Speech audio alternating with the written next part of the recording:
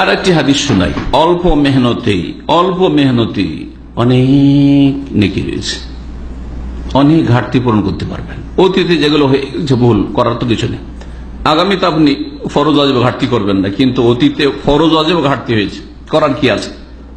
তাহলে এই সুন্নত নফল দিয়ে আপনাকে কি করতে হবে? ঘাটতি পূরণ করার চেষ্টা করতে হবে। সহিহ বুখারীর শেষ হাদিস এই হাদিসটি, এবং সহিহ মুসলিমও রয়েছে। আবু হুরায়রা রাদিয়াল্লাহু তাআলা আনহু থেকে বর্ণিত, রাসূলুল্লাহ সাল্লাল্লাহু আলাইহি ওয়াসাল্লাম বলছেন, কালিমাতানি, দুটি ওয়ার্ড আছে। বাক্যকে ওয়ার্ড বলেছেন নবী সাল্লাল্লাহু আলাইহি ওয়াসাল্লাম, আমরাও বলি। আপনার সাথে একটা কথা আছে, হ্যাঁ, একটা কথা বলতে কি 5 মিনিটও শেষ হয়নি। একটা কথা বললে মেলাটি কথা বলেছেন, অনেকগুলি কথা বলে দিয়েছেন, তাই না? আমরা যেমন বলি ঠিক ওই রকমই।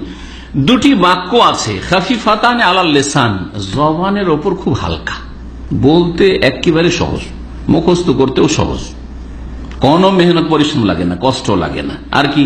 সাকিলাতান ফিল মিজান, জবানে হালকা আর ভারী কিসে? মিজান, আল্লাহ পাকের যে দাঁড়ি পাল্লা হবে নেকি গুনাহ মাপার, নেকির পাল্লাতে সাকিলাতান অনেক ভারী হবে। হাবিবাতান ইলার রহমান, এবং মহান দয়াবান আল্লাহ পাক রব্বুল আলামিনের কাছে বড়ই প্রিয় এই দুটি কথা, এই দুটি বাক্য অত্যন্ত প্রিয় আল্লাহ পাকের কাছে। কি সেই দুটি? সুবহানাল্লাহি ওয়া বিহামদিহি একটি, ও সুবহানাল্লাহিল আযীম। সুবহানাল্লাহি ওয়া বিহামদিহি, আল্লাহ পাকের প্রশংসার সাথে সাথে পবিত্রতা ঘোষণা করছি। আল্লাহকে পবিত্র ঘোষণা করলেন সমস্ত ত্রুটি থেকে, আর আল্লাহ পাকের গুণগানও পেশ করলেন। আর সুবহানাল্লাহিল আযীম, মহান আল্লাহর পবিত্রতা মহত্ব ঘোষণা করছি। সুবহানাল্লাহি ওয়া বিহামদিহি সুবহানাল্লাহিল আযীম। কার মুখস্থ নেই? না আবার গিয়ে মুখস্থ করতে হবে?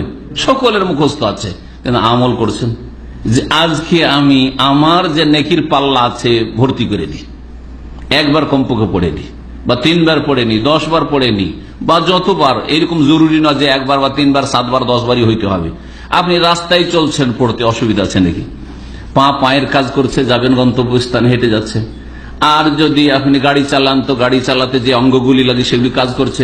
জবান তার গাড়ি চালায় না, জবানে আপনি পড়তে আছেন, অসুবিধা আছে কিছু? কত নেকি থেকে আমরা বঞ্চিত থাকছি।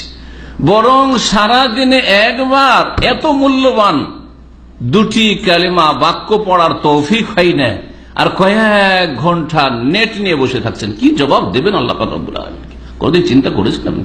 সুবহানাল্লাহি ওয়া বিহামদিহি সুবহানাল্লাহিল আযীম।